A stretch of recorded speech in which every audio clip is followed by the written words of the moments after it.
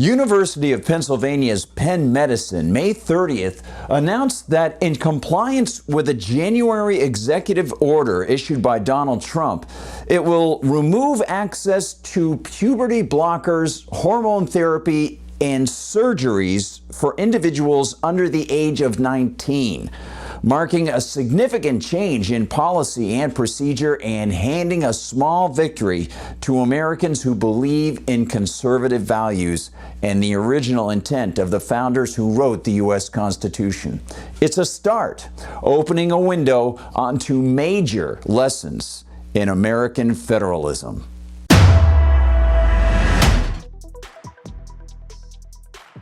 Hi everyone, I'm Gardner Goldsmith for MRC-TV, and here's the story. Bowing to Trump's ultimatum to stop the practices offered to young adults and kids under 19 or see their massive federal funding yanked, the Penn Medical Center, established in 1765 as the Perelman School of Medicine, offered this on Instagram. Quote, Penn Medicine will no longer provide gender-affirming surgery to patients under the age of 19 in line with an executive order that prohibits the use of federal funds for such procedures.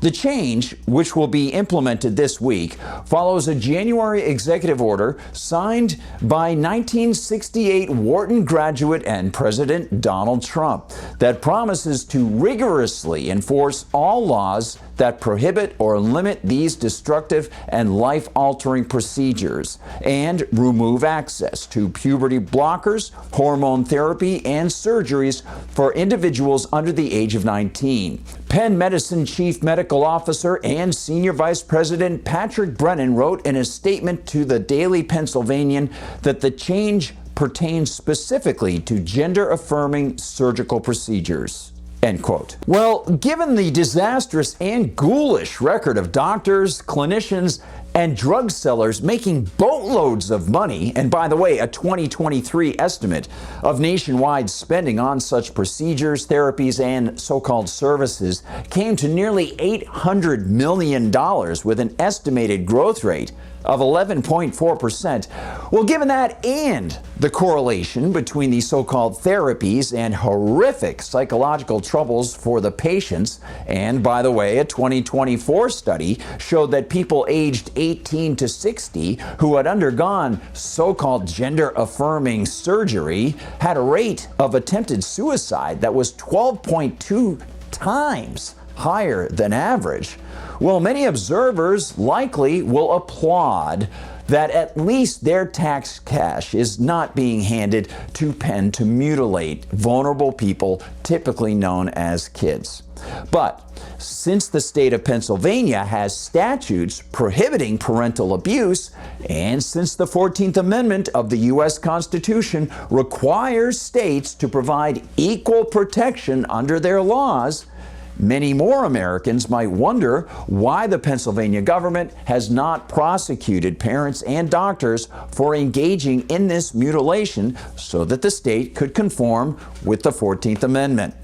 Evidently, the Penn Medicine brass don't see the stark importance of that reality and those statistics, offering in its Instagram release just this kind of neological sentiment.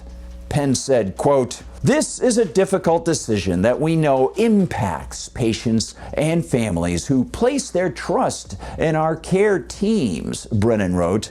"We remain deeply committed to ensuring a respectful and welcoming environment to all members of the communities we serve and providing comprehensive medical and behavioral health care and psychological support for LGBTQ+ individuals while complying with federal government requirements." End quote. And this new spin on health care and psychological support also applies to the contemporary manner in which Americans misread or utterly neglect the clearly written rules of the U.S. Constitution. The kind of so-called services and therapies a medical center provides via federal payment, well, that's actually irrelevant when looking at the larger issue. That larger issue is the Constitution, because the Constitution doesn't allow any federal subsidies, grants, or funding for any kind of work by private, semi-private, or state/local medical centers.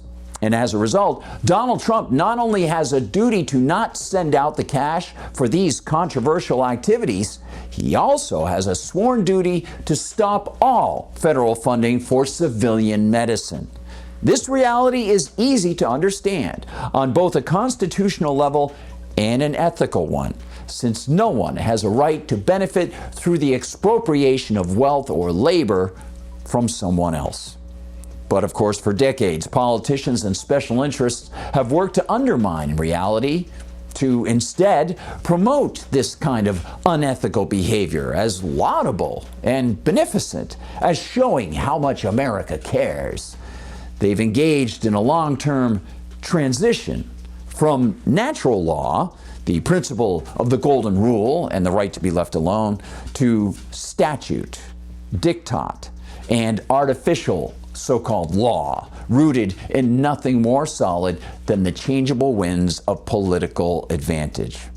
So, while this is a practical positive and signals a decrease in the federal subsidization of disturbing gender so-called reassignment procedures for young adults and kids, Penn and other medical institutions will continue to get federal money for other procedures and so-called services.